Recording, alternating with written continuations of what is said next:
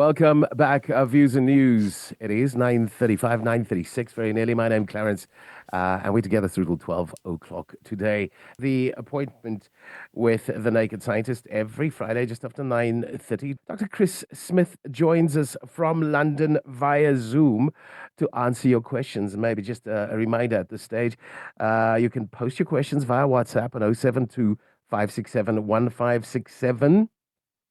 You can call anytime. We'll prioritize that call for the Naked Scientist. 021 446 0567. Good morning, Chris. I'm in Joburg. You're in London, and a whole lot of people in Cape Town listening. Hello, Clarence.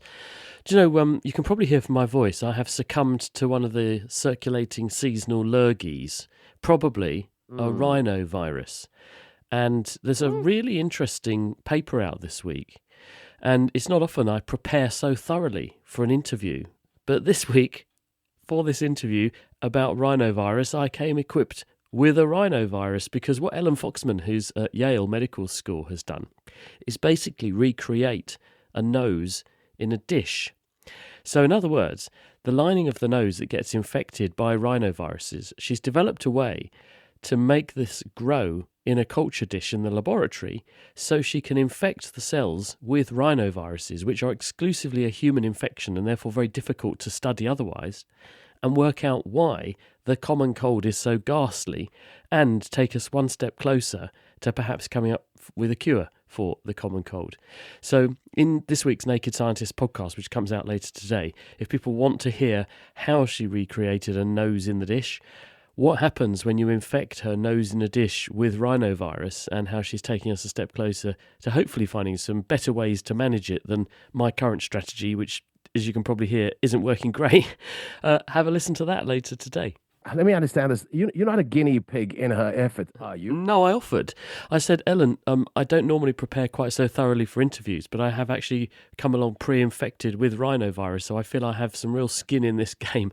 Would you like some? And she said, no, Chris, thank you very much. You can keep your viruses. In fact, there's a question here about the gravelly voice in the morning that settles after a glass of water. Why is that? Well, when we make sounds with our vocal cords, what's happening is that you have these two flaps of tissue where your Adam's apple is if you're a man, and where that bulge, your laryngeal prominence, is in the equivalent place in a woman.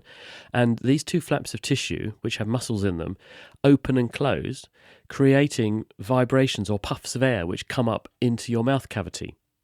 And the rate at which they open and close, the vibrations, are what create the vibrations that enable you to speak.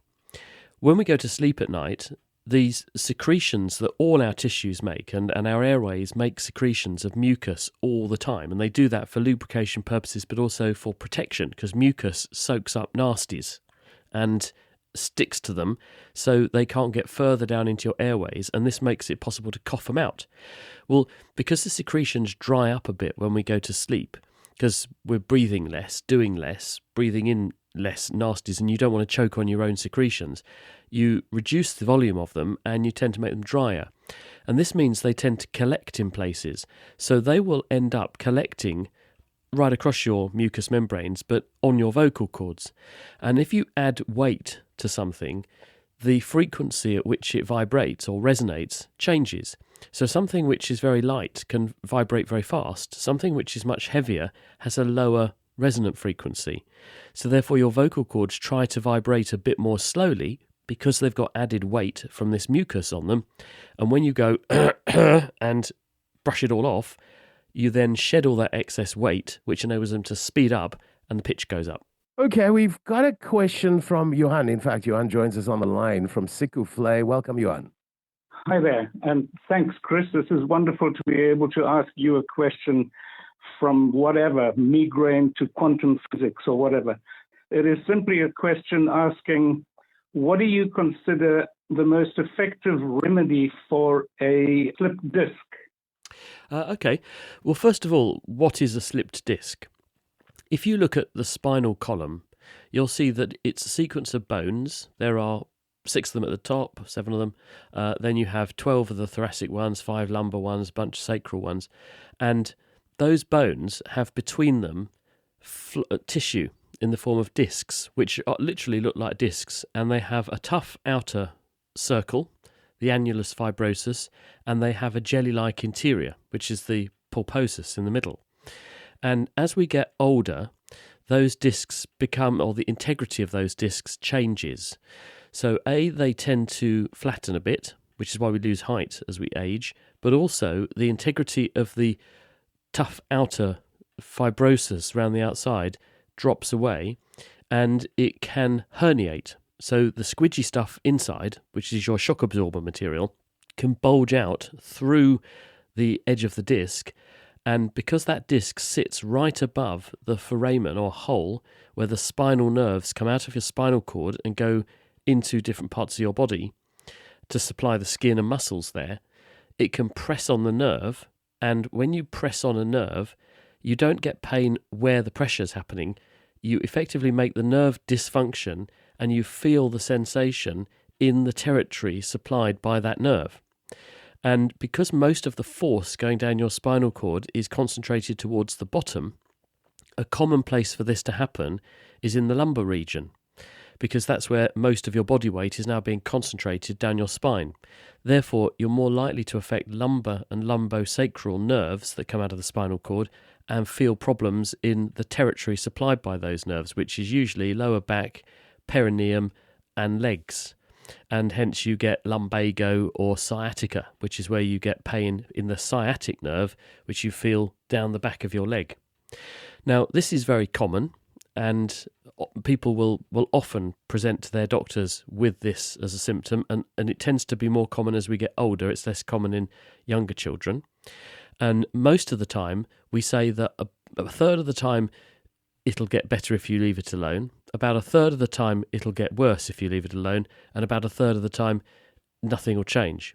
So the first thing you need to do is to find out why it's happened, whether that's you were doing something that caused it to happen, and therefore you might need a little bit of physiotherapy and some just taking it easy for a while. Is there something actually structural that's changed that's going to make this get worse? Or is there something else going on that might need further investigation? So the first thing to do is to take it easy, stop doing whatever caused it, take some simple painkillers, paracetamol and other things like that, ibuprofen if you can safely take that, very, very effective, and give it a chance to get better with rest and recovery. And as I say, about a third of the time these things will get better. About half the time they won't, and you might need to manage them by taking it more easy, not doing the things that aggravate it, or managing it with some pain relief. Sometimes they progress, and if they do, this needs to be investigated, and you need to work out what the cause is and whether it's something that needs further intervention to stop it getting any worse or happening elsewhere. Let's go to Floris. Floris sent us a WhatsApp voice note. My question to Dr. Smith is, what part of the brain makes you to make decisions that can really have an impact, whether negative or positive, on people? Donald Trump is making unilateral decisions, and I want to know what part of the brain makes you think and even act on thoughts that can really damage or influence people's lives. When we think about making decisions, we tend to weigh up possibilities, don't we? We think, if I do this, this will happen. If I do this, this will happen. Or I've got lots of this, therefore I could do this. So in other words, we balance one outcome against another, often putting ourselves in other people's shoes. This is not uniquely human, but is something that is more and more developed the higher up the animal tree you go, with humans being the best at it. And the part of the brain that's biggest in humans is the so-called prefrontal cortex, the brain right at the front. It's massively overdeveloped in humans compared to lesser animals and lower animals. And this is the area where you take yourself out of your shoes, put yourself in someone else's shoes, and ask, if I do this, what will they think? This is actually cognitively very hard to do, to put yourself in other people's shoes, to weigh up things and plan for the future. So we think really most of that executive decision making, which is what that is, goes on in the prefrontal cortex. And one example of this, or evidence to support that, is that there are certain forms of dementia. In other words, conditions that slowly damage or rob us of our brain tissue. And in some of the conditions, including one called frontotemporal dementia, this part of the brain gets progressively lost, and people's decision-making becomes more and more erratic and less well informed. There have also been examples of people who've suffered catastrophic brain injury to this part of the brain, and it's changed their personality considerably, made them much more risk-taking and much less considerate of other people. So we think it's the prefrontal cortex, the big enlarged bit that's big in humans at the front of the brain where all this goes on. We've got the Naked Scientist with us, Dr. Chris Smith. Your questions, of course, via WhatsApp on 0725671567, and you can call on 021 446 0567, and you can put your questions directly to him. Hein has got a voice note in. Let's take a listen to that one, Joe. My son has a terrible stutter. Just wanted comment from the doctor why it happens and what is the most likely way to address it. Thank you. Bye. Hello, Hein. Sorry to hear about that. It's really common, and to some extent, all of us do it a bit, but in some people it's much more exaggerated. We don't know exactly why it's happening, but we suspect it's something to do with how the brain self-censors and scans and listens and responds to, in a feedback loop, what's coming out of our mouths. Because if I play myself back to myself as I'm talking with about a half a second delay, I can make it nearly impossible for me to string a sentence together. People have done experiments on this where you take a person who's in front of an audience trying to give a talk, and you put a speaker in front of them and you play themselves back as they're talking with that delay. And anyone who's ever worked in radio, and Clarence will be able to affirm this absolutely, if you end up with a feed coming back which has got a delay on it, so you hear yourself after you said what you said, it becomes nearly impossible to speak fluently and clearly. In other words, the brain is comparing what it thinks it wants to say with what is coming out and the sequence of movements that are producing those sounds, and it's modifying things accordingly. But if the timing goes wrong, it seems to trip that process up. And in people who stutter or struggle with their speech scanning in this way, it may well be that perhaps the timing is out inside the nervous system, so they're sampling things in perhaps slightly the wrong timing, or they need to, in some way, or they're getting too big a signal coming back, which is affecting or distracting from their ability to produce fluid speech. Because what we do know is, in the same way that in the film The King's Speech, when the king was endowed with some headphones and played music so he couldn't hear what he was saying, his speech became very clear and there were no stammers. And it's similar. If you mask out the stammering so that people can't hear themselves doing it, it goes away. Part of this is that when we get stressed, any neurological problem gets worse. Doesn't matter what it is, if you stress someone, all their symptoms will worsen. And when a person hears it happening to themselves or fears that it's going to happen to them, it tends to make it much, much worse. So the best thing to do is to say to yourself, do you know what? I really don't care if this happens, and neither does anyone else because it happens to all of us. Take a deep breath, see yourself as having finished the sentence, and then just go for it. And if you get the odd stammer, doesn't matter. You probably won't, because you'll calm down and realise that people don't care about it so much. If you don't care about it, and if it's not a problem for you, it's not a problem for them. And often that reduction in stress immediately improves things. Charles, if a fly is buzzing around inside a car traveling at 100 kilometers an hour, I'm sure you've heard this one before, but is the fly also traveling at 100 kilometers an hour? And if the car hits the brakes, does the fly smash into the windshield? The answer is yes. The fly must be moving at the same rate that the passengers are. You're in the car. If the car's doing 100, you're doing 100 because you're moving with the car. The fly is in the airspace in the car, so it's doing about 100 because it might be doing slightly more, slightly less because it's flying backwards and forwards inside the car. So therefore, relative to the car, it's got some movement, but relative to the road over ground, it's also got some movement. But it'll be doing broadly, yes, 100 kilometers per hour. When you slam on the brakes, in the same way that inertia means that your head could hit the dashboard, the fly will also be affected because the fly will move forward in the car because it is heavier and therefore has more inertia than the air around it. There is an exception to this, and there's a really interesting experiment you can do, which is don't do this on a public road, but do this on an old bit of track or something. Get a helium balloon, the kind that floats that you get at fairgrounds and that kind of thing, and put it between the two front seats and drive forwards. Now, you might think that the balloon will be left behind a bit as the car accelerates. What you'll see actually is the balloon will come cannoning forward and it will hit the windscreen. And when you put your foot on the brakes, the reverse will happen and the balloon will go cannoning to the back of the car and hit the back window. It seems to be the opposite of what should be happening. Why is that? The reason is because the helium balloon is lighter than the air in the car. That's why the balloon floats. And hence, if the balloon is lighter and less dense than the air, it is pushed to the front of the car by the air being pushed to the back of the car when you accelerate, so the balloon comes forward, and when you brake and all the air comes rushing towards the windscreen in the car, the balloon floats on that air to the back of the car. It's a really cool experiment and shows this very nicely. Let's go to Vasco's voice note, Joe. Good morning, Clarence. Good morning, Dr. Chris. I'm not sure if you're aware, Dr. Chris, that 14 children perished in a head-on collision. Here in South Africa. The driver was 22 years old, and by the data, or should I say by the camera view that I saw, the taxi driver overtook into oncoming traffic and head-on collision with a truck, and 14 children perished. So my question is, when is the prefrontal cortex fully developed in men?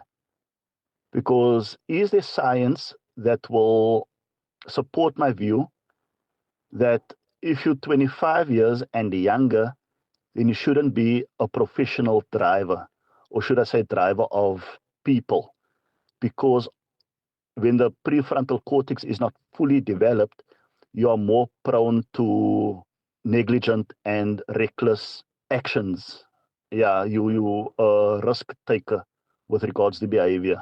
Well, I'm really sorry to hear about that tragedy in the first instance, but this is an interesting point and something that surfaced again quite recently because scientists have begun to look at the rates at which brains develop and mature. And we used to think that by the time you were 18, you were an adult and male or female, therefore full of your full potential, cognitively speaking, and in command of your faculties, and the decisions you make at age 18 are those that someone aged 28, 38, 48, 58 and so on would make. This is probably not true, and newer data that's following people with brain scanning and volume measurements and that kind of thing of different parts of the brain, and basically looking at how different parts of the brain talk to each other and the richness of the connections between different brain areas, show that our brains continue to change shape and mature well into our 20s and probably beyond the age of 25, and that perhaps this is slower in men compared to women.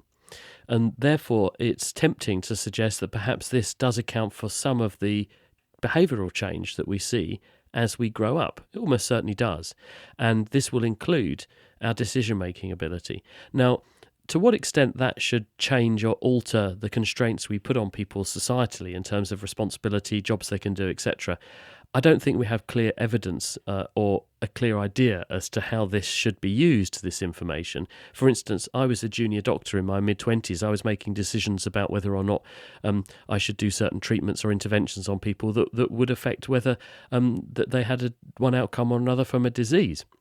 Very, very stressful, but at the same time, I hope I was making all the right decisions.